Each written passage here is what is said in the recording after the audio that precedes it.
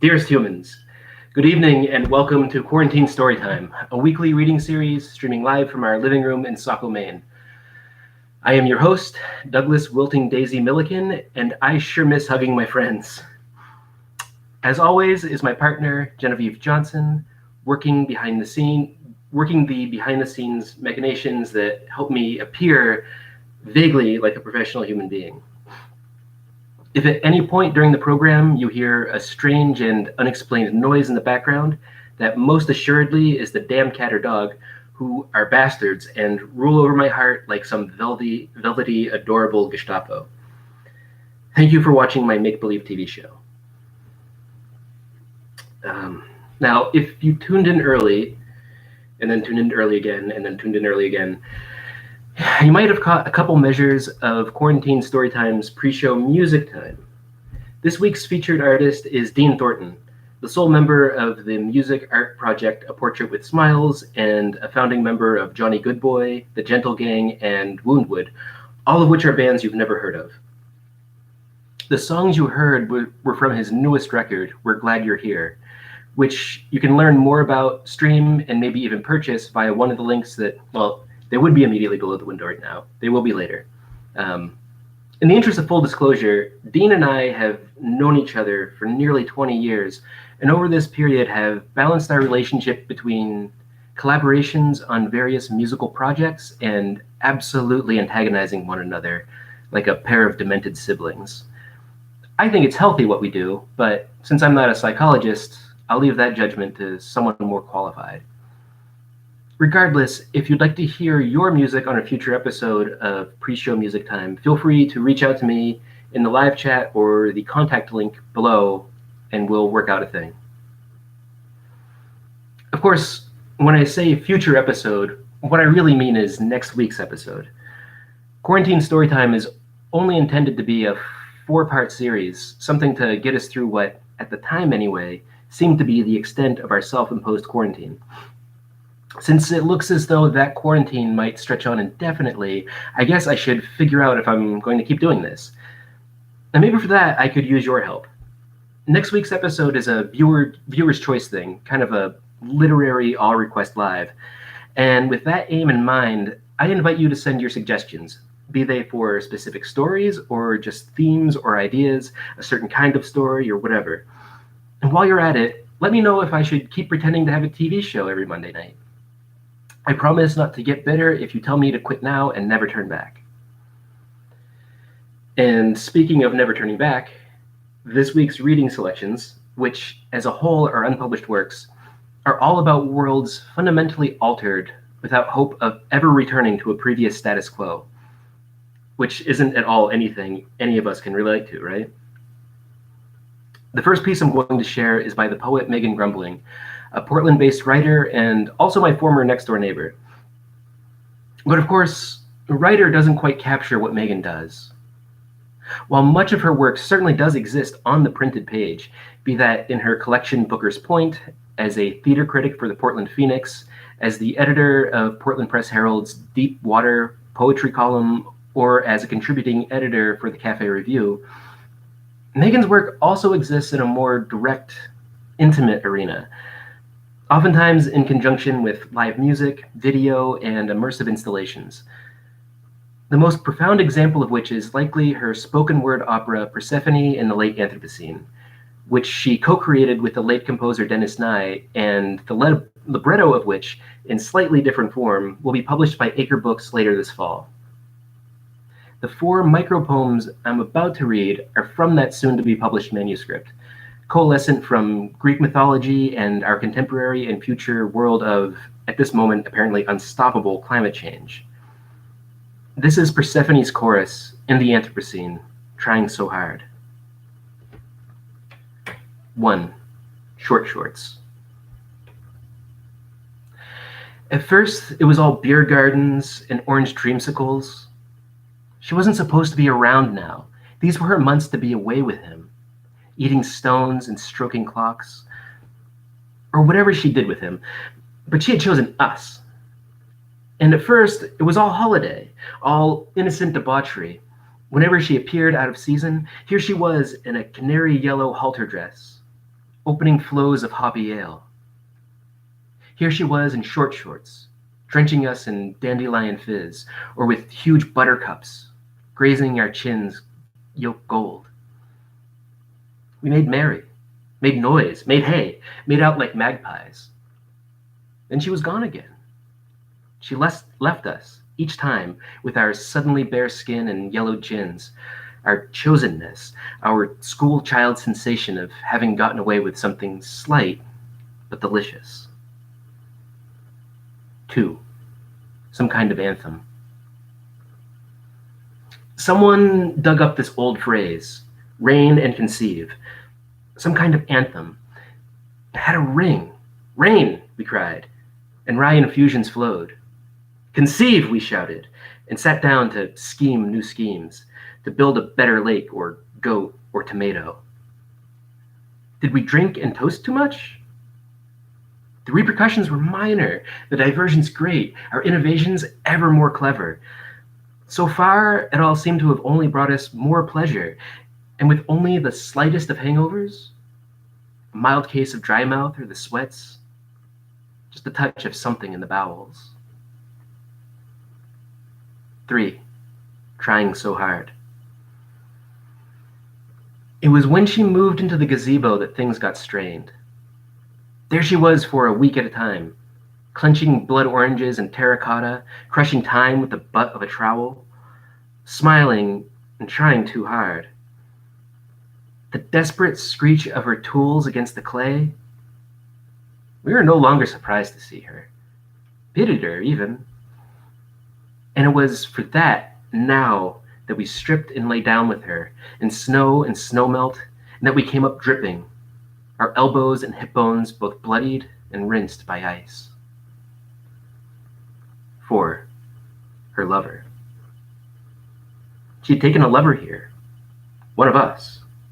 That was the latest. She couldn't stay away, couldn't say no. Peeled him grapes, carved them into rosebuds and tiny, big-bosomed nymphs, floated them in bowls of pennyroyal, egg white, and rye. Indulged his slightest whim, sky blue strawberries, apples crossed with Concord grapes, contorted limbs and throat to fit his kiss. This lover was a reckless inebriate, it was said, a narcissist, partial to unnatural rituals. One of us, it was said. We were stricken at the thought, but stirred, jealous, and thus ravenous. Again, that was the chorus speaking in Megan Grumbling's libretto, Persephone in the Late Anthropocene, to be published this fall by Acre Books. And if at this point you're beginning to pick up on a certain consistency between the introductory selections shared in these past 3 episodes, welcome to my secret club of meaningless inside jokes. So what I'm about to do next is very out of character for me. While, as demonstrated in previous episodes, I'm mostly comfortable talking about the generative processes behind work that is already completed and published, I do not often talk about the work that is still in the making, stories that still hold the potential for radical change between now and their, if I'm lucky, eventual publication. And 2, outside a small select group of trusted early readers, nearly no one sees an unfinished story, ever. So, to share with you tonight a selection from a recently drafted new novel and open myself up to your questions, well, it's more than a little bit outside my comfort zone. But hey, what's the use of comfort zones in the middle of a friggin' pandemic, am I right? So here it is, 2 short selections from my ambiguously complete new novel, Enclosure Architect, which may or may not ever see publication before our crummy world ends.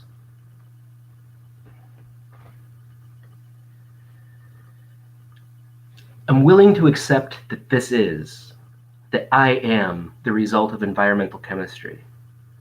that who I am right this second is determined in an equal or greater proportion to the history of my choices and the memory of their choosing by the clear winter sky conspiring with the tall windows of this vaulting space to create a thermal gain and so much opposition to the outside air, light bleeding all around me. Oh, hell, this isn't an undergrad's artist statement.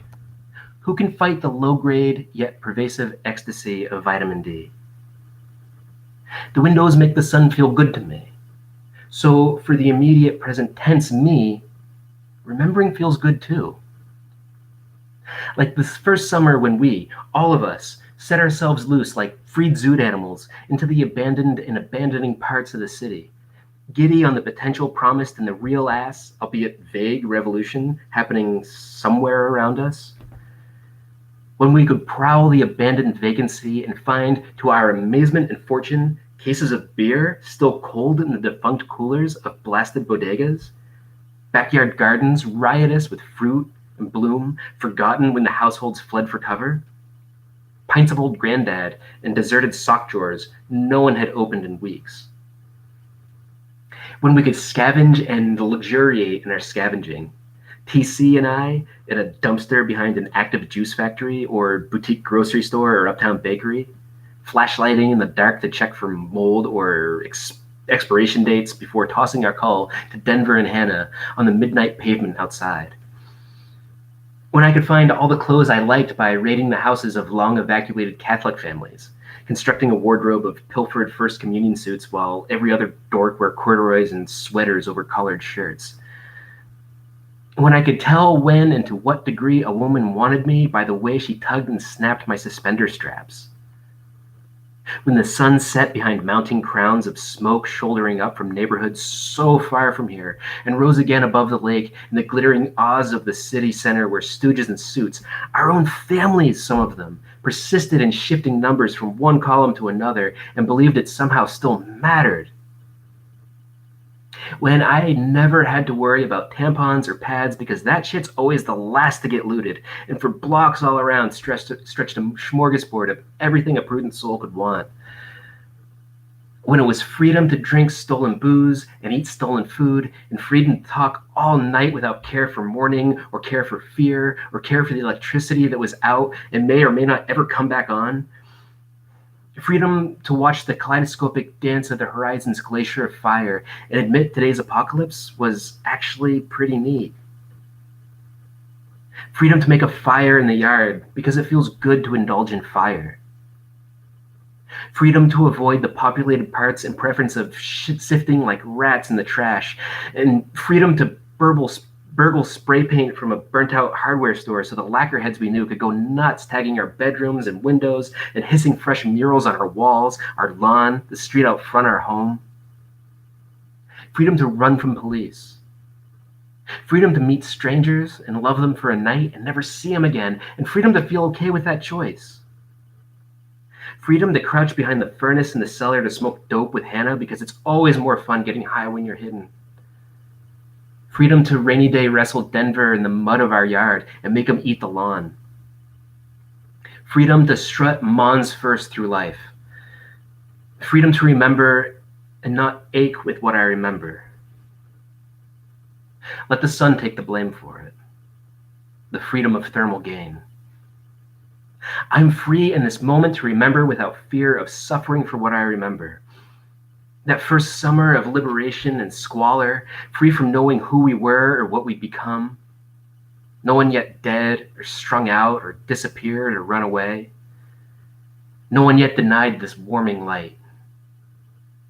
In this warehouse where no one is meant to be, among rafters and rats and stained muslin and plated glass, within the tang of black rubber sliced and sunbaking on the floor, I can bask in the light and be free from the basic bruise of missing my friends. Can be free to simply remember and remember gladly. After all, isn't that the point of everything I've built like a cathedral to surround me here? The freedom of being invited into the space where I want to be. The freedom of never having to leave.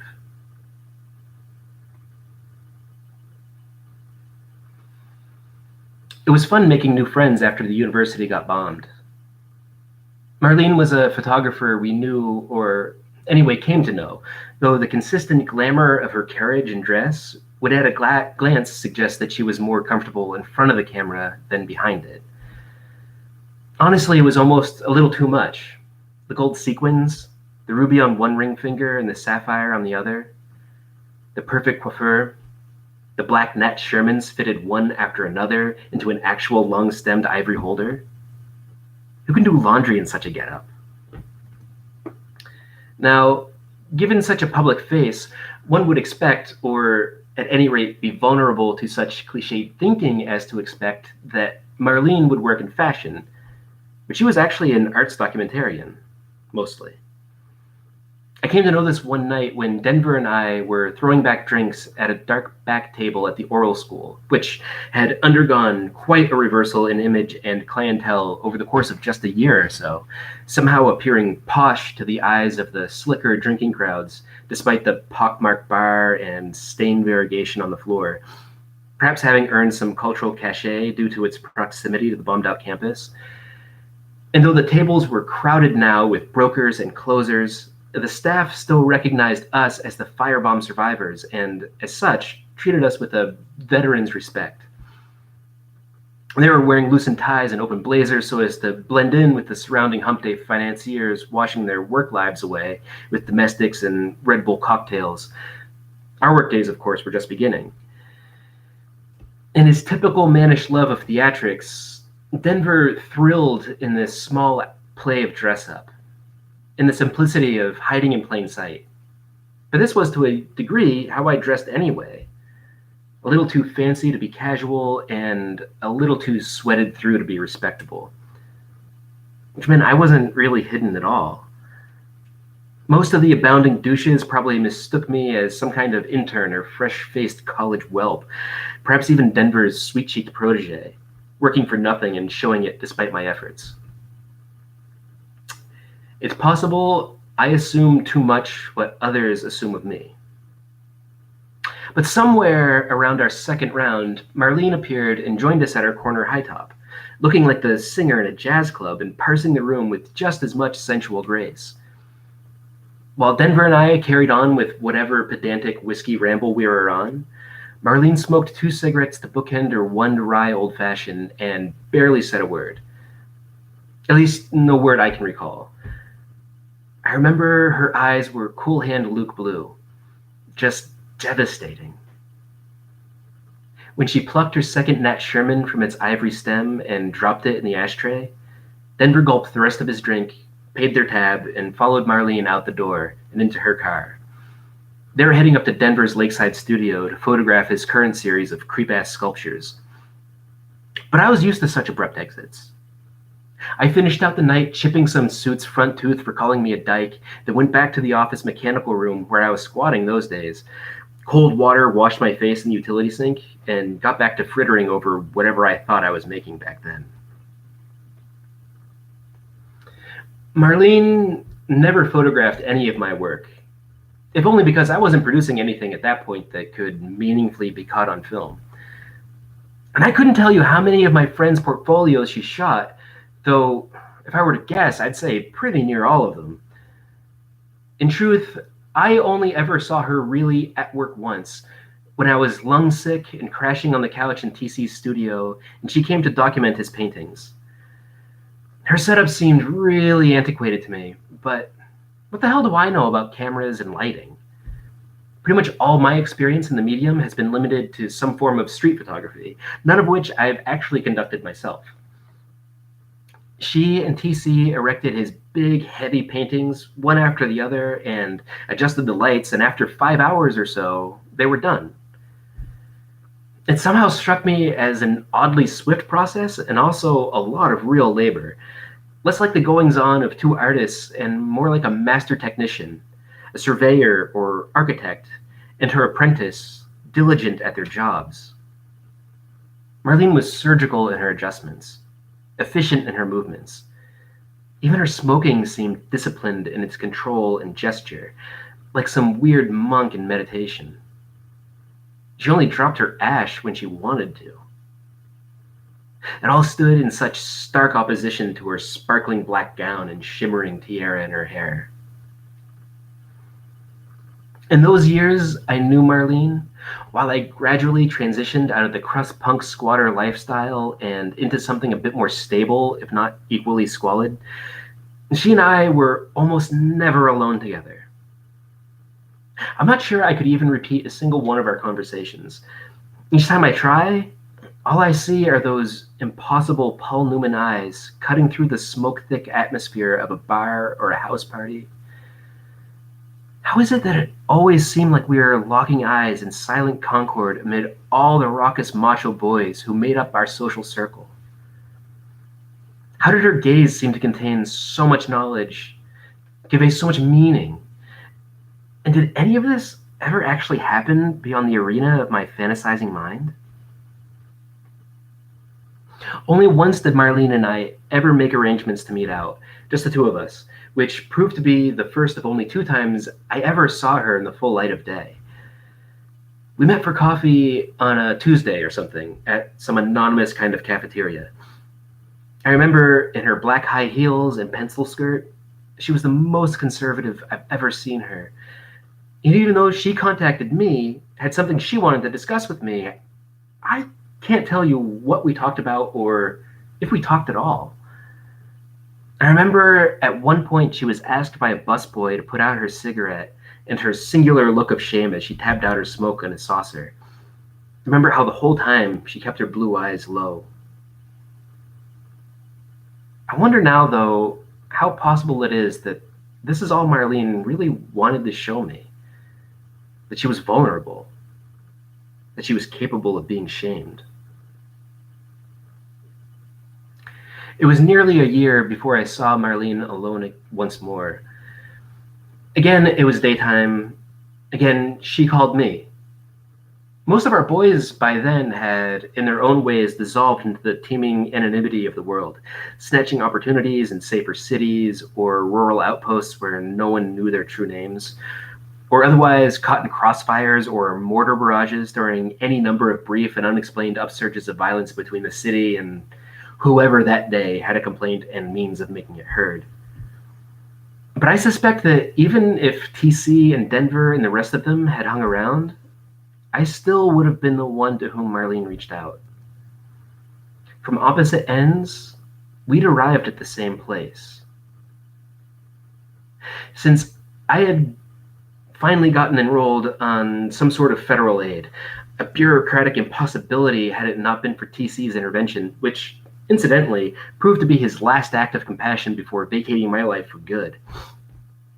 And so as a consequence, didn't have to hold down one awful job or other that I'd eventually get fired from anyway. So I was free to meet Marlene when she called. I walked to her apartment and knocked on the door, and she had answered in a worn-out silk nightgown, threadbare and dirty. Her skin was skim milk blue, and she was bony. There was even a faint Prussian shadow of stubble coarsening her sharp chin and cheeks. That, more than anything, is how I knew she was sick. This was the last time I'd ever see Marlene. You'd think I'd remember what we talked about. We drank Nescafe at her small Formica table and smoked cigarettes, and I guess had to have said something. But what I remember are her walls, whitewashed and mostly bare, but for a couple poster-sized prints of her photographs, children playing in vacant lots or alleys or rooftops or tenement basements.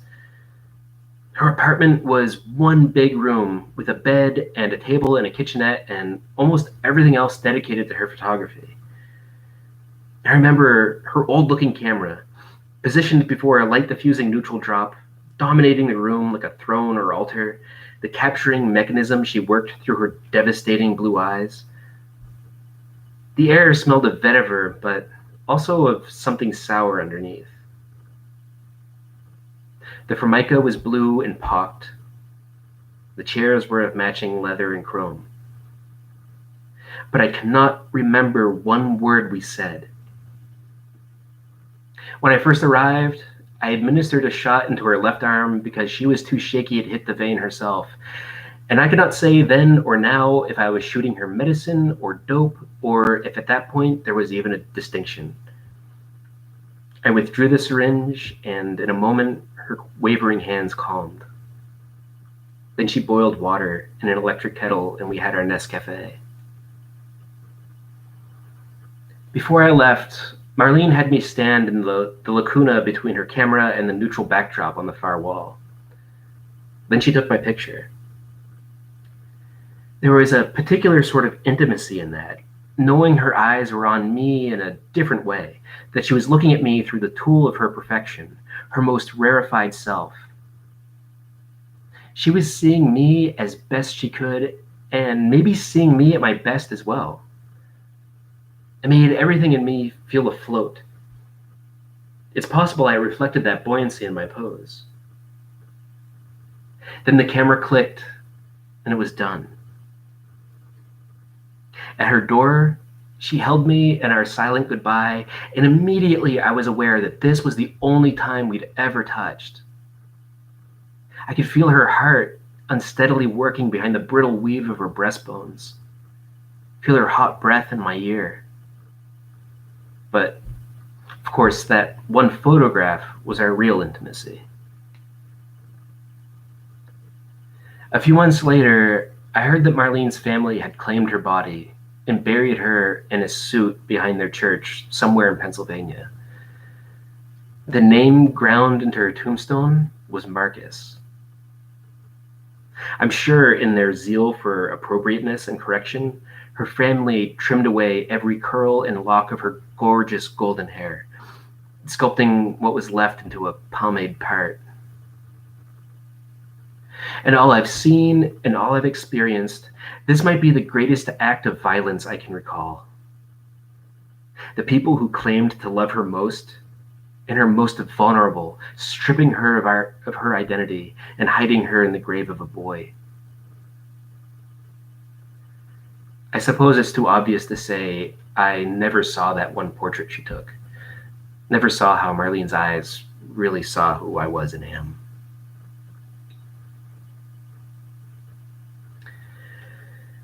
Again, that was a selection from Enclosure Architect, an unpublished novel I've been chipping away at during the past year or so.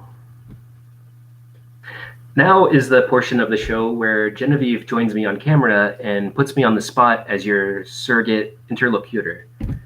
Genevieve? Oh, you're typing away over there.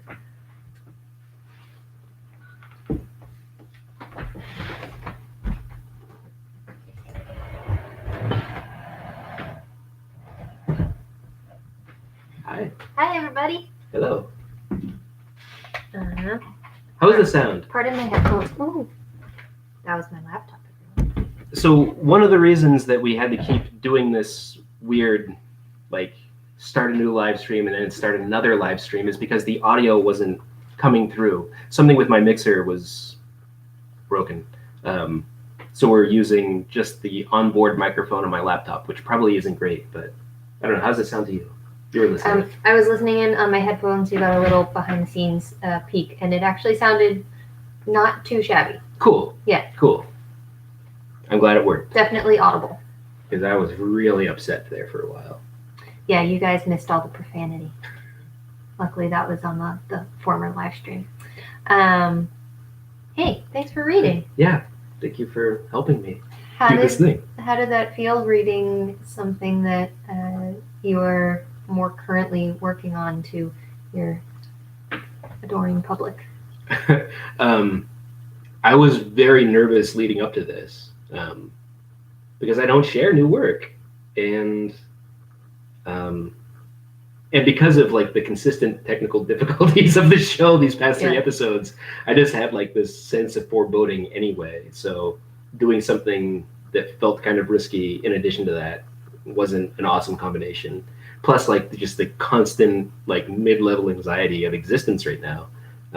So I didn't feel real great going into it, but I really love this character and love her voice. And once I got into it, I felt very comfortable with my reading. I think also reading Megan's piece in advance, I really love. I mean, all of Persephone in the late Anthropocene is really beautiful and moving, but the chorus portions, because the chorus is us, like it's very human and immediately identifiable. That felt very good to read, and it was a good way of bypassing my anxiety about reading something unpublished and my anxiety about all the technical difficulties, and be able to enter into these selections in a clearer state of mind. And that first act of Megan's work is all about being in this sense of playful indulgence. Yes. So it helps get in a good mood. Yeah. So one of the questions I had for you to kick us off was you talked about finding the voice of this narrator in this new work, and then you were also talking about Marlene's lens and looking through the lens to see this narrator's character. And my question for you is, one level back from that, as the writer, as the creator of these characters, are you seeing your characters as you develop them through the narrator's eyes, or are you creating them through this author's lens? It's both. I think in general, and very much with this character, her voice and her ways and means of being in the world was really captivating to me, very compelling. So in the initial drafting phase, it felt real great to just like let those impulses, let her voice direct everything. And there were some things where I was much more aware of the broader reality of the situation she was describing, and there were certain other things that I figured out in the editing process. You know, I would write a scene in her voice, and it would, you know, in that first draft, it's like, well, this is something that happened, and then going back and editing it and rereading it, it's like, no, this is actually what's happening. Mm-hmm. She's here with the other characters, experiencing it firsthand, but from anyone who's removed and doesn't have the bias of loving everyone she's surrounded with, this is the reality of what's happening. So some of that came in the editing process, and some of it also, that distancing and broadening of the lens came from the writing group that I've been working with in the past year. I normally, for most of my adult life and professional life, I have worked very much in solitude. In the past year, I've been working with Megan Grumbling, whose work I read, and Nadia Prupis, another really beautiful, fantastic writer. And I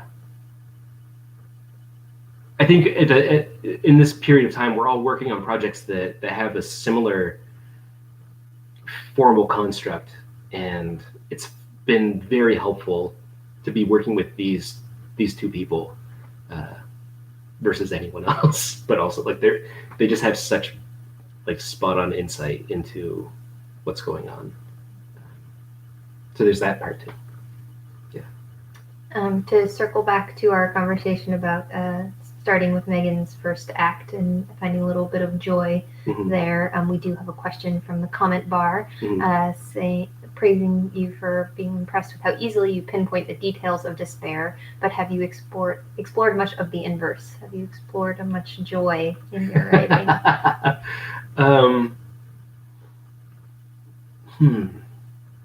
I try to.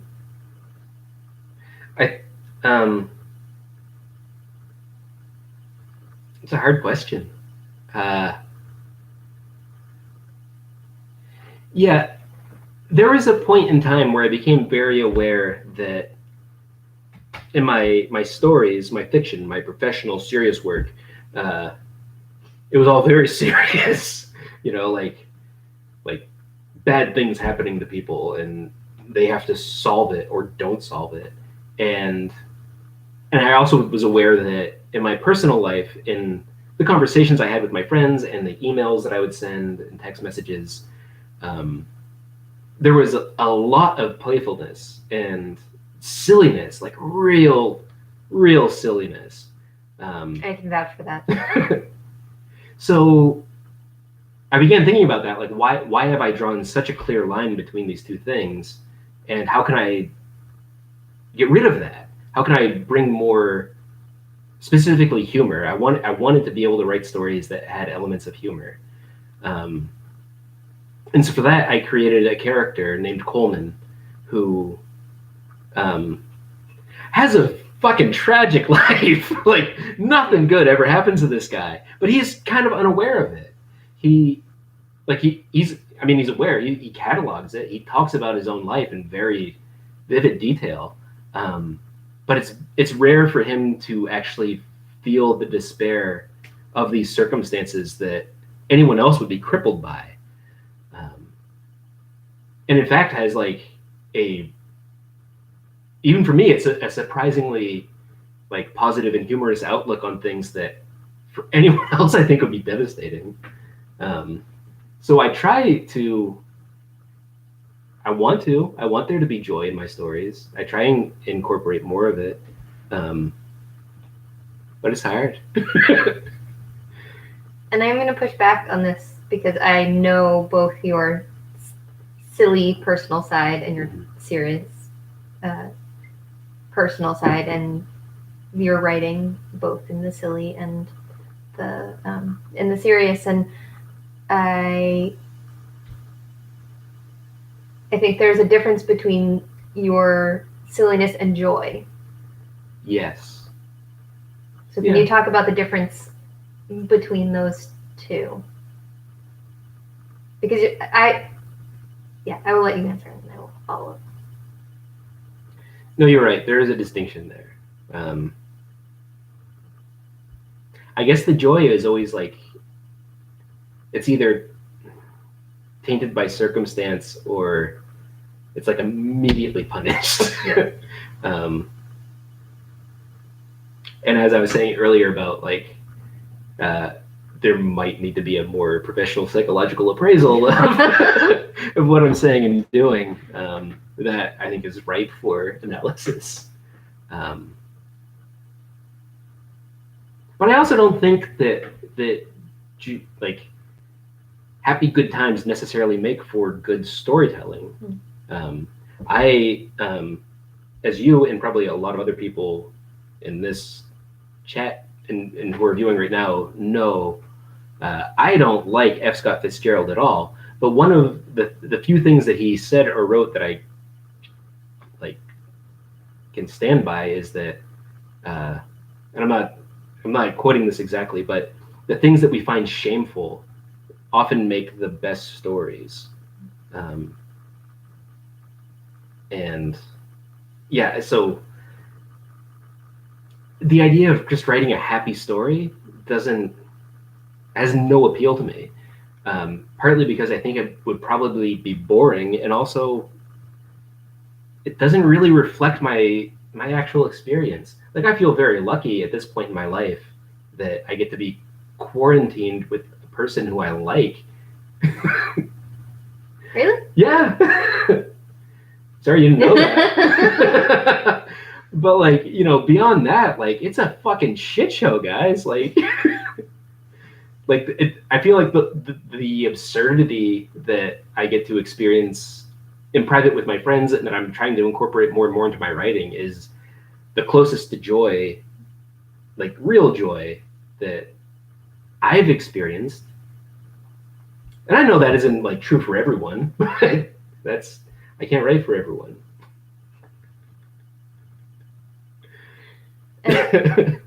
And at about noon today, in your real life, in our real lives, we had gotten yet another blow of bad news, and we celebrated that by turning to humor. Yeah, like in kind of reveling in the absolute absurdity of how bad it is. Like, things have always been really fucking bad. But now there's no way you can ignore it.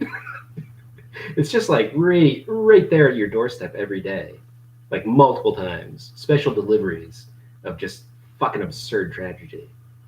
Yeah, so I think I see your humor as a coping mechanism, Yes. both in your stories and in your personal life, Yeah. to deal with some of the issues of loss or grief Yeah. or trauma. Yeah. But I'm also very silly. But sometimes he's just very silly. I sing to the cat All day the time. long. All day long. And the dog. And at Genevieve. I won't say I sing to Genevieve. I sing at her. Yeah. It's not pleasant for her. I enjoy myself.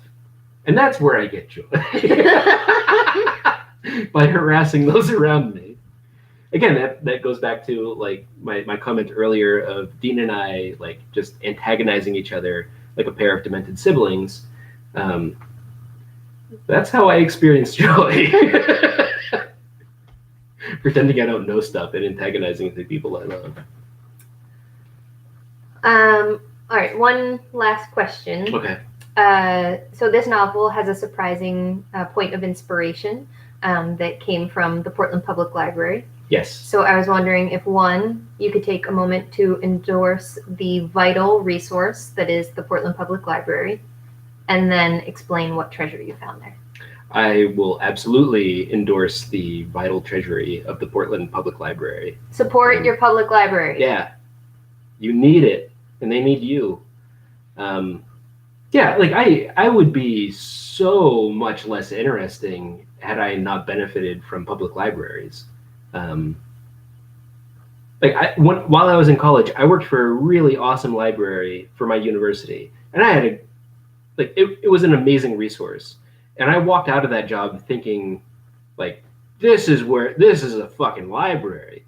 And then the next year, I was working for the Red Cross in a very small town, and it turns out this small, like, not well-to-do town had an amazing public library.